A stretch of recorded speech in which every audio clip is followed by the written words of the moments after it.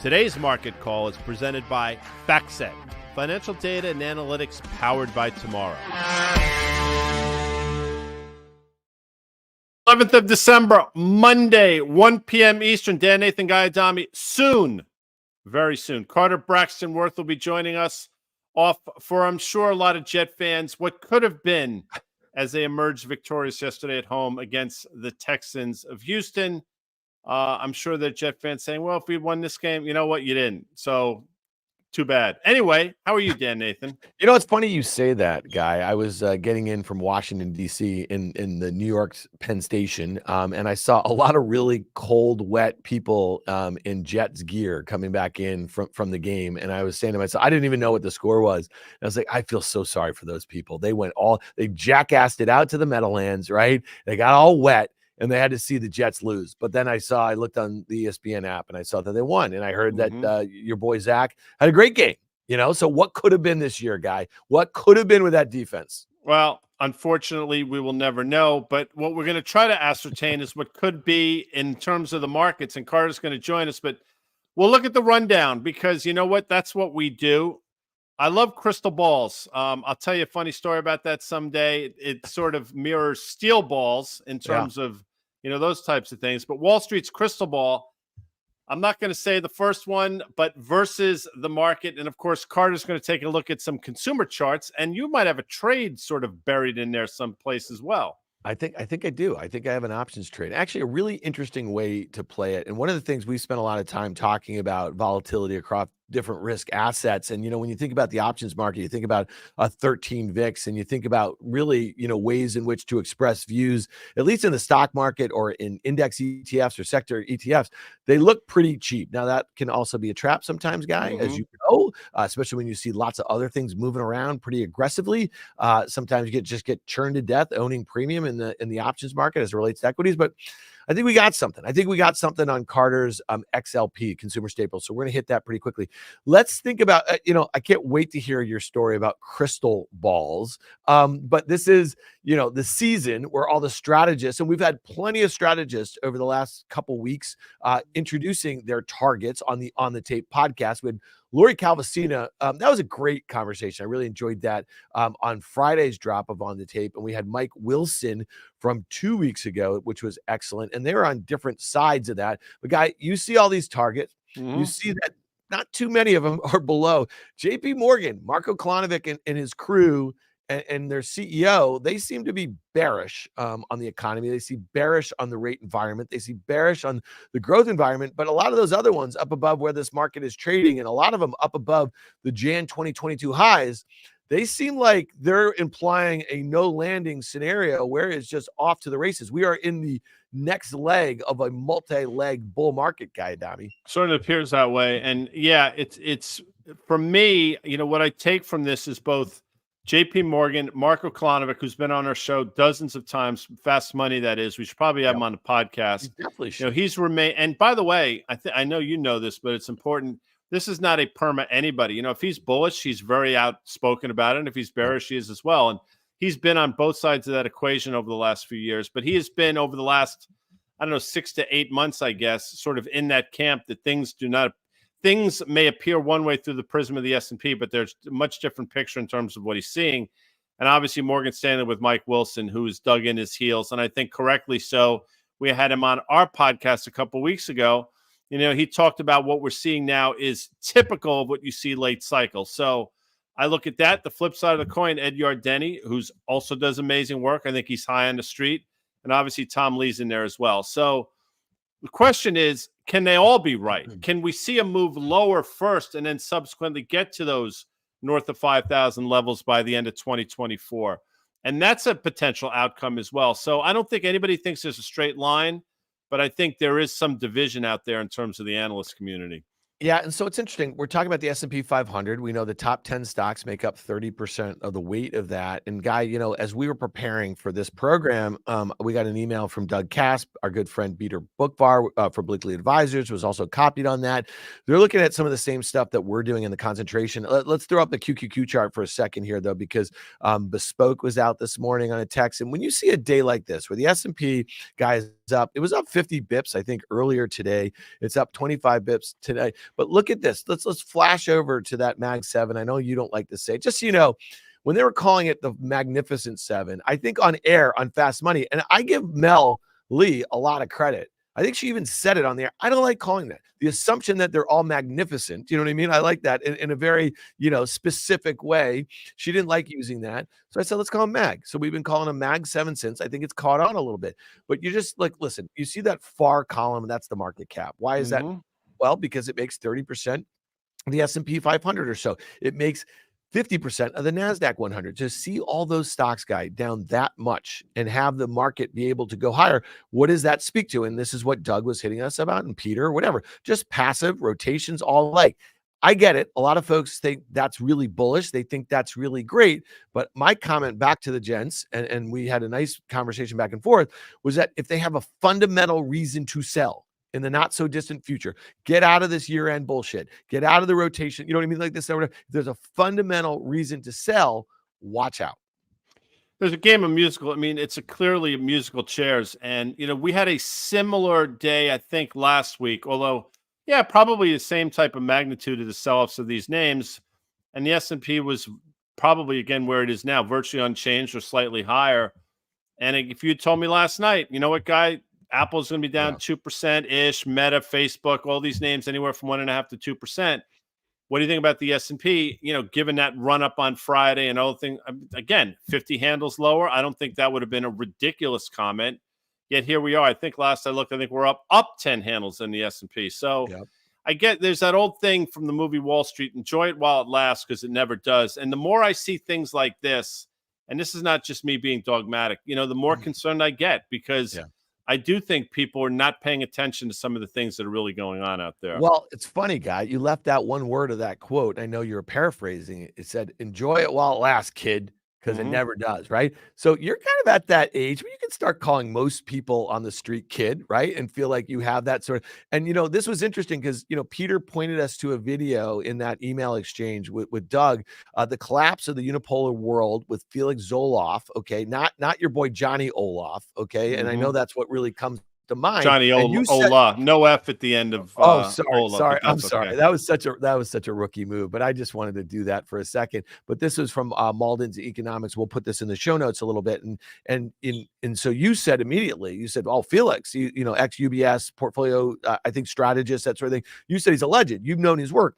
He was talking much like you were just talking in this video, okay, talking about passive investing. So if 30% of the major indices, 30% of the money coming in is going into those, regardless of fundamentals, because you're benchmarked to that sort of thing. Like that is what's going on. He said this one quote, and I'd love to get your take on this, guy. Okay, so this is Felix saying this.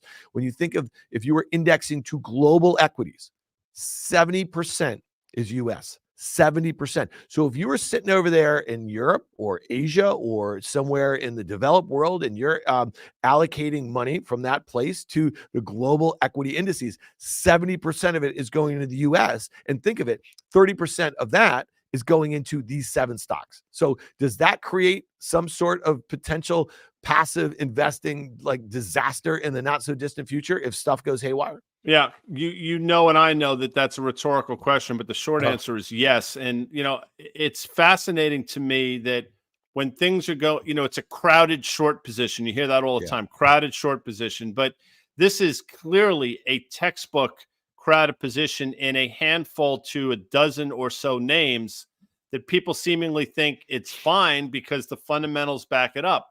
I'll say this, the fundamentals of all those companies, generally speaking, some better than others, are very strong. We can back out one or two, but the problem is the market is more than rewarded it in terms of valuation, and you have to be concerned.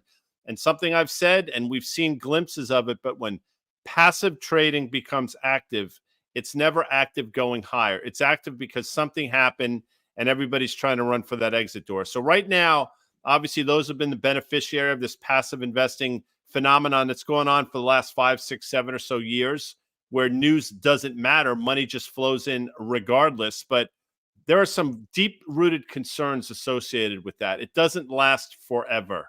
Yeah, one thing I'll just say is we have CPI tomorrow morning. We have the Fed meeting, obviously in the presser, on Wednesday. We get through that, and if the whatever is perceived to be dovish Hmm. and yields don't go meaningfully higher, we're at 4.26 or so in the 10-year, then it is kind of from that point on until year end. It's like, have at it, people, mark them up, have a ball, right? Like that's what they'll likely do. We talked about it this morning with Liz Young on the tape podcast. The S&P, if you look at SPY options, they're pricing a 2% move in either direction between now and year end. So if you were bullish and you want to buy an at the money call today, you're risking 1% between now and the end of the year, vice versa for that of a put. So it looks cheap to express views in the stock market right now. And I just want to make 2 weeks ago in this program, I put on a SPY January put spread when the SPY was 456 and a half. And here we are. You see the levels here were, at least 1% higher. So the SPY is, 461 right now. Hmm. I'm keeping a very close eye. I use a 50% mental stop, premium stop, when I'm doing long premium directional, and we're almost there. So with all that said, where it looks like we're about to break out, we get through CPI, we get through the Fed guy, it could be, a straight shot over the next few weeks to that 4,800, that prior high, but I'm not buying them there. All right, let's it'd be great to get Carter's take on this. That would be Carter Braxton Worth of Worth Charting. Carter, everything we just said there. How are you, bud? Good. I'm good. You guys, nice weekend? Yes, sir. Thank you for joining us. What do you make of that whole passive setup where we know that 30%, of the S&P is 7 stocks and 70% of global indexing is going to the US? Talk to us a little bit about that. Well, I remember, the markets are always concentrated. I mean, this is the nature of, and business is always concentrated. People always come into town with the better mousetrap and move out the little hardware store because the new thing comes in. And life has a way of sorting out the winners and losers, as we've all learned, those of us who weren't admitted to Harvard, for instance, or what you will. The point is, you remember getting picked, and then at some point, you don't play professional football. I played through high school, but the point is, life sorts out winners and losers. The markets are always concentrated. In fact, the numbers are these: over the past 50 years, the top 10 stocks on average are a 20% weight. But right now, of course, the top 10 are 30. And that's the issue. But these top 10 are unique in the sense they're delivering much of the profit. So the question is, ultimately, does that have to get right-sized? It is important to note that the equal weight S&P from the lows of October 27th has outperformed the actual S&P. So you have had breadth to some extent. As to running it into year end, there's something called painting the tape. If you are a big AUM holder, a big brand name, a big mutual fund, and you're running $1 trillion, it doesn't behoove you to sell in the sense that you get paid as a percentage of AUM, and how it closes at the end of the year makes a big difference, your fees and so forth. But I don't think it's quite that mechanical. I don't think people think along those lines, because at the end of the day, they are fiduciary stewards, and they do have to run the money as they see as they see fit, not for playing chess and so forth. That being said, there's nothing to stop a run. You can always get it into year end. We know December is seasonally strong. We shall see. What's really more, not to say interesting, but more sort of relevant is what happens Jan 1, right? Mm-hmm. And we've had a lot of Januaries where they come in and they dump it hard, where people, they have held on. I wanted to not have profits in this year, for obviously kick the tax liability down the road. Do you get that? Or do you just get, and is often the case too, a January run? But I don't suspect January is going to be quiet. It's interesting, by the way, we just had a 10-year auction. I don't want to get too technical here, but, 447 was expected, I think 449. So it wasn't great, but it wasn't as bad as feared. And I think that's one of the reasons the S&P, probably rallied 8 to 10 handles or so, just for those playing our home game. And if I had to guess, the TLTs probably bounced a little bit as well. With that said, Carter, of course, it's now the magnitude of these companies, the size at which they've grown to. There has to be, again, has to be somewhat concerning. You're right. We've seen this historically, but not nearly to the magnitude now where, these companies have become effectively, you put them together, they're their own asset class. I mean, in some regards, they would be the biggest, probably the 7th or 8th biggest economy in the world if you looked at it just in terms of market cap. Indeed. And there are people that say there are cycles, long cycles, and that what will happen eventually is, and we haven't had this since Teddy Roosevelt, right? You haven't had real breaking up of what is known as monopolies or duopolies. You know, that's not I have no dog in that fight. And I don't know anything about how that looks, but look, they have big lobbyists and they try to obviously stop anything like that, but no one knows where that goes. That's the kind of thing that does happen. Maybe that's what's around the corner. You know, Carter, we get, blamed all the time. Not when I say we, I mean Guy and myself for, when we're really bearish, we can't find anything to buy and that sort of thing. I don't think that's exactly the case, because I think on Market Call, on a couple of occasions in October, we detailed some kind of like going the other way. And maybe sometimes people look at contrarian, they say, well, you're just being contrarian for the sake of it. We have a market that was careening lower and I wanted to buy something. Well, I did get bullish. I mean, I like consumer staples down there. Okay. So if staples were selling off because yields were going higher, right? You know what I mean? Well, the inverse should be correct, right? On the flip side, the same thing with utilities, and at the time, I took a crack on call spreads, looking out a couple months. Let's talk about staples. That's what you want to talk about here. The utilities look very similar for the most part, right? Like the way in which they kind of fell off a cliff in September. And yeah, I mean, everything, right? Everything dropped. I mean, Apple, even more than the market, right? Everything has this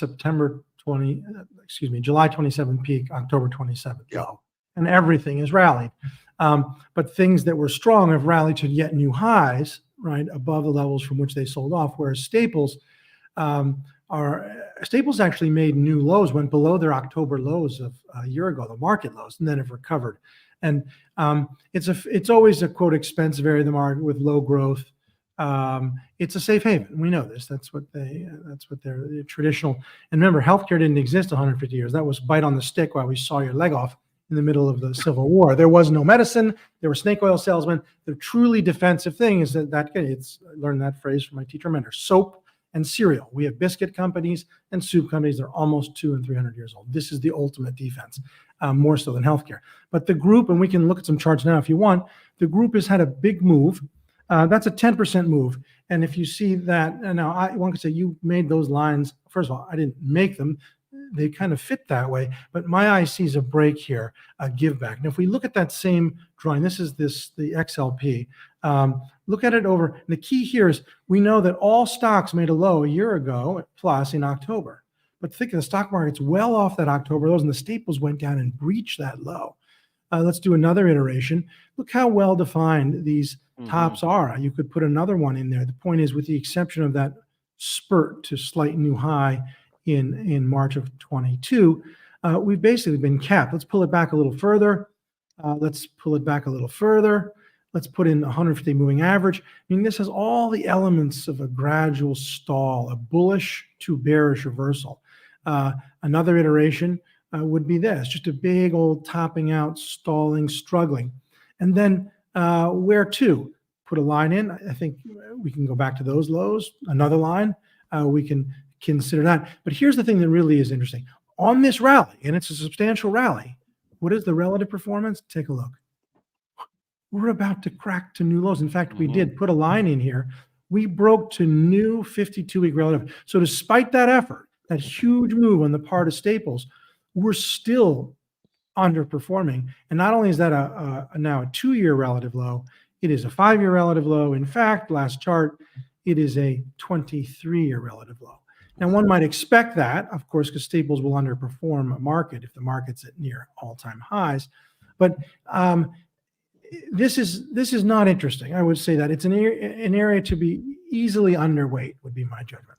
Yeah, there's something to be concerned about here. And I think when you see it relative to the SPY, it becomes a lot clearer. Because if you go back to the original chart, you'd be like, okay, we got a nice bounce here. Maybe they're sort of gaining momentum. But the reality is, that's all it is, Dan, is really a bounce. And in terms of the XLP, I think it's 12% or so Costco, another 9% Pepsi, and probably Walmart about the same 9%. So you effectively know the stocks that comprise this. And with Costco pushing towards or making an all-time high, it's probably easy to see why we're seeing this bounce. However, one has to ask themselves, you know, is this going to be short-lived, and is it just on the back of a broader market? And I think you have a trade that sort of lines up exactly that way. Yeah, 100%. Well, the largest holding is Procter & Gamble at 14%. I think it's interesting that you bring up Costco guy as the number 2 holding at 11 or 12%, because again, they're going to report earnings after the close on Thursday afternoon. And it is today. It broke out to a new all-time high.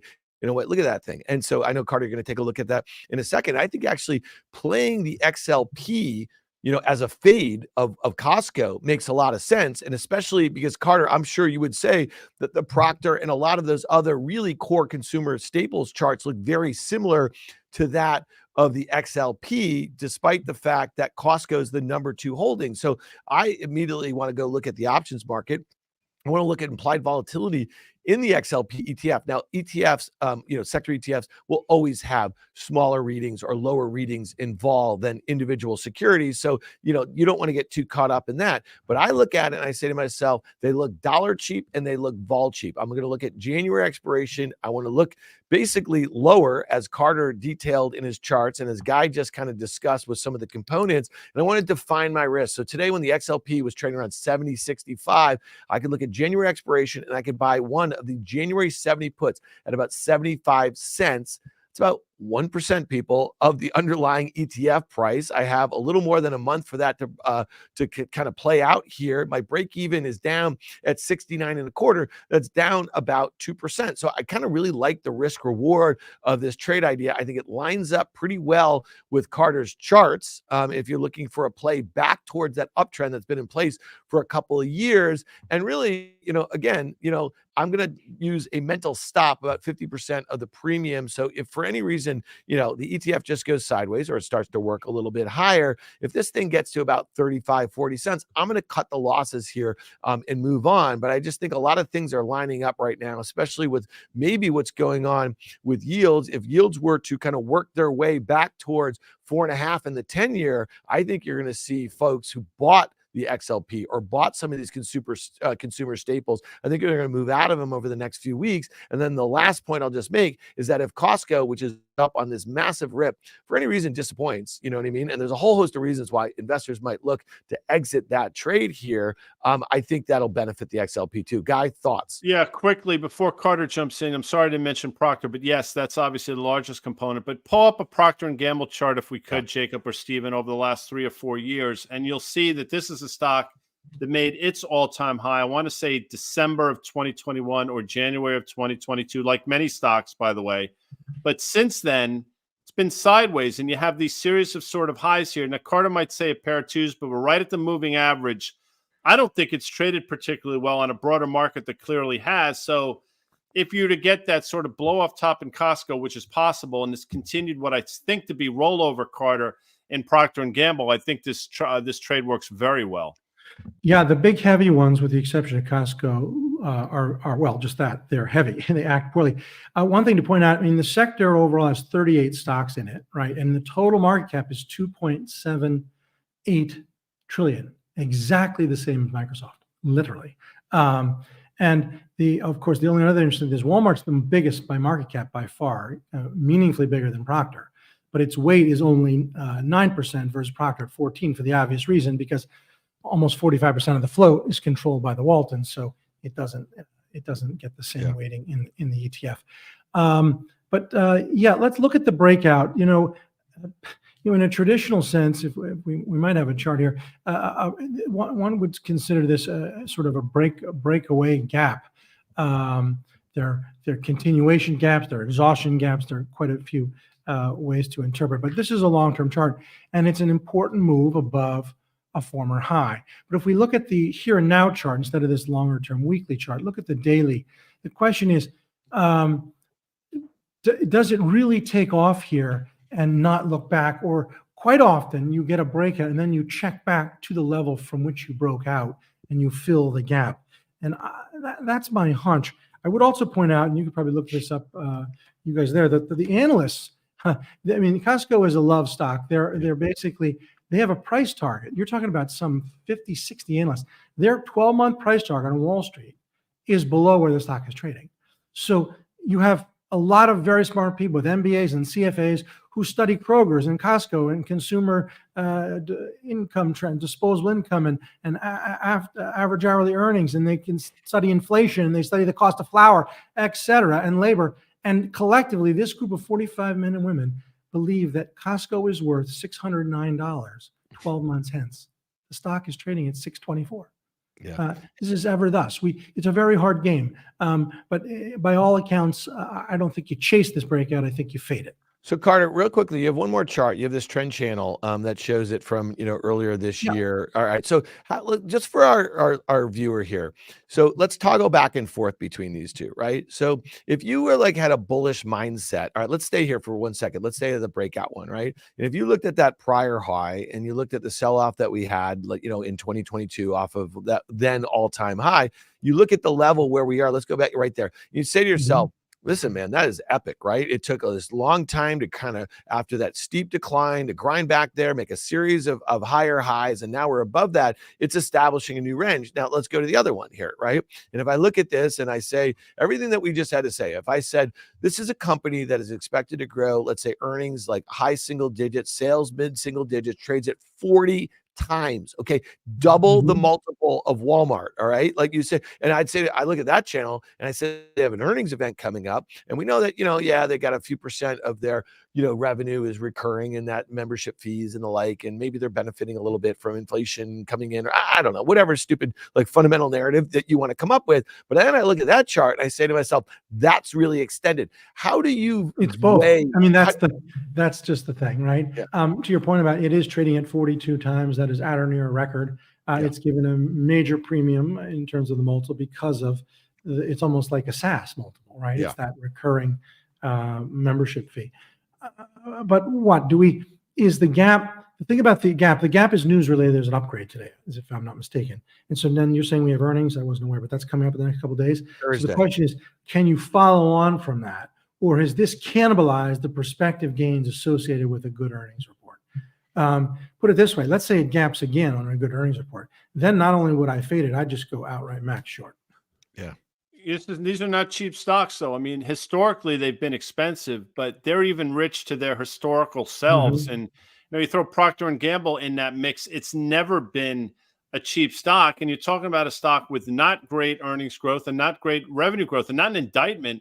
I mean, that's just the reality around the company historically, yet it's being rewarded because maybe there is this visibility. But, at a certain point, they don't deserve, I don't think, the valuations that the market are bestowing upon them. And that goes back to some of the things we talked about earlier. So I look at this. I like Dan's trade. I see the underlying components. You obviously know my view on the broader market, and I'm hard pressed to believe that the move into Costco can continue this magnitude. All right, Carter Braxton Worth, we appreciate you doing some serious work on the staples, on Costco. We appreciate it. We'll see you back here later this week. Hey, listen, Carter, you're doing great work. That factor report that you put out, so you're doing this new series, and it's not just you focused on, let's say, an individual name or a sector. It's on a bunch of different factors that a lot of investors use for investing, and you guys are doing some deep work, some great work there. So check that out. This one was on revenue growth, and you gave a whole host of charts, a bunch of ideas there. So worthcharting.com. Check it out. Carter, thanks for being here, man. We really appreciate it. All right, bud. Guy, before we get out of here, let's hit a couple things that are kind of catching my eye. It's like, you said this when we started out by talking about just this kind of the Mag7 and the way they're trading versus the rest of the market. We had 2 days like this last week, where they were all down across the board. I mean, this is the biggest down day, I think, for most of them on average, but we're seeing a lot of other things go on. Like, let's just pull up Macy's for a second here, because this is obviously idiosyncratic. Okay. So an investor group making a bid for the thing or whatever, but there's lots of stuff like this kind of going on in the stock market. It feels like a little bit like silly season in a way. You know what I mean? Because, we could have faded that Macy's on fundamentals, no shortage of times, as the stock has doubled over the last month and a half or so. And that's been the right thing to do. I mean, we can even take a longer term chart, and seemingly for the last 4 or 5 years, every rally to a moving average or this magnitude prior to this news has been a fade until obviously you get something like this. So the short interest probably is apparent.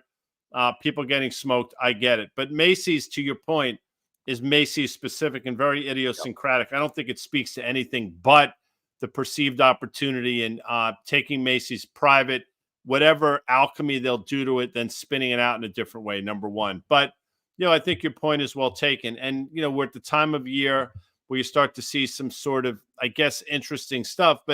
And I don't think you're attempting to do this, neither am I. But if you're trying to equate this revival of M&A and renewed animal spirits on the back of Macy's alone, I think that's a bit of a stretch. But maybe that's what the market's looking no, at today. I'm not. No, I'm not saying you are at all. Yeah, no, I think it's kind of silly season. Here's another one. Let's pull up Snap for a second. And this is a stock that we've talked about a bunch over the last, few months or so. I mean, the fundamentals are not particularly great. It's a volatile digital ad environment. But look at this thing. It's up nearly 100%. It's had a bunch of upgrades. You can see the gaps I think they usually have to do with that. And, that's fine and good. I always find it really interesting that, I think, a lot of these fundamental analysts, they have very hard jobs, right? But like when you see a lot of them chasing momentum like this in names that have really underperformed, let's pull up a 5-year chart of Snap. And you look at that on a 1-year basis, you're like, wow, that's magnificent. That should be in the magnificent 8, despite the fact it's got a tiny, enterprise value.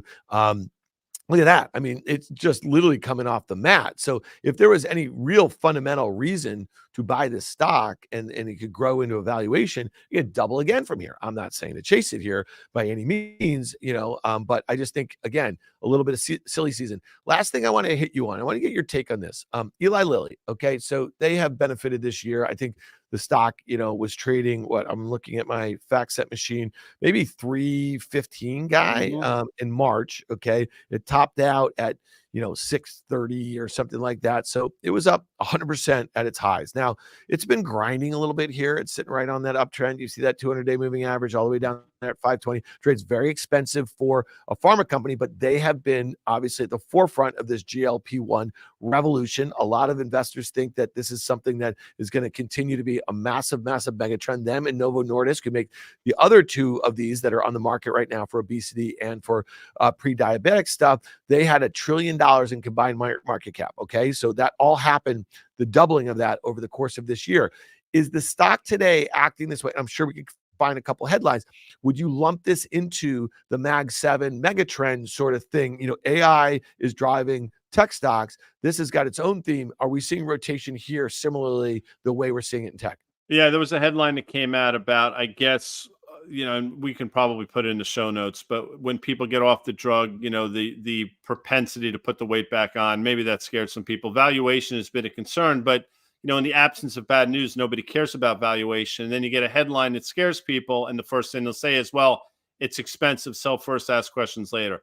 In terms of Eli Lilly, can you lump them in? I think it's a very similar dynamic going on, although I will say this, there are fundamental reasons around Eli Lilly that probably mirror that of NVIDIA and stuff that you can understand why people are pouring in. The problem, of course, becomes valuation. I'll say this as well. You've seen a number of sell-offs in Eli Lilly, not only this year, but over the last couple of years, not only of this magnitude, but larger. So there's a very good chance that if you get another headline that scares people, not only you trade through this uptrend line, you probably trade to the moving average. But as I've said countless times, you're looking for opportunities to get into Lilly, not to get out of Eli Lilly. Yeah. And, it's interesting that you mentioned that headline. If you are prescribed these drugs, they basically are telling you once you come off of them over a period of time, you will gain back a third to half the weight that you lost. So they know that. That's actually good for the drug companies. It keeps you on the drugs, like it keeps you on a statin or something like that, right? So again, I think it's kind of interesting. I don't think they're marketed as this kind of wonder drug that you just take for a period of time,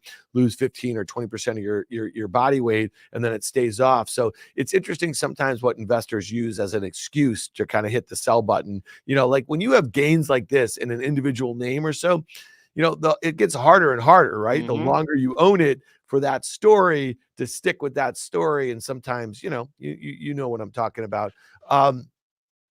Anything else, guy, on your mind? Oh, Bitcoin. No, quickly. You see this Bitcoin down 8%? Well, last night, about, I think it was 9:00 at night or something, you had this huge move. I think it traded down like $1,500. I don't know what that was on the back of, but I got to believe, Dan, it might be something China related because, we'll probably get into it tomorrow. But before our very eyes, I mean, things have definitely been going. Listen, we've known things have been going poorly there, but it's been sort of this slow motion thing and things seemingly are getting accelerated. So I don't know this.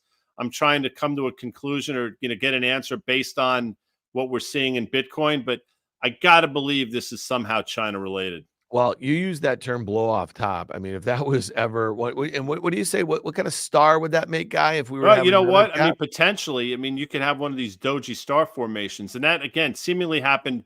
I mentioned this because it happened out of nowhere. And Yeah. it happened in Bitcoin, which, by the way, in terms of market cap now, is that whole crypto world is significant once again at 42,000. So you have to take notice. You can't just sort of brush it under the rug and say, well, it's Bitcoin, it's not a big deal. It's its own asset class. So when you see moves of that magnitude, I think you have to sort of take some notice at least. Yeah, and for the most part, when there's not something going on in the space, fraud or like those sorts of headlines, I mean, it is usually trading for macro reasons related to what the dollar's doing, what other currencies are doing, and the like. So again, we'll hit that probably in more detail tomorrow. Okay, Guy, we covered a lot of ground. I like that we did the staples. We went deep in the staples. We did. I think it's going to be interesting to see, the Costco move. Yep. If Procter and Gamble does in fact roll over. Some of the weakness we've seen in some of those other names, that's a trade that could work out really well. But I'm glad you highlighted it. But we did talk about a lot of stuff. Got giant football tonight. The Packers of Green Bay will be invading the Meadowlands on what was a dreary day, but maybe it's drying out a little bit. But we'll be back tomorrow. I want to thank, obviously, Carter Worth, FactSet, and the audience for always being with us, Dan Nathan. Thanks, everyone. We'll see you tomorrow.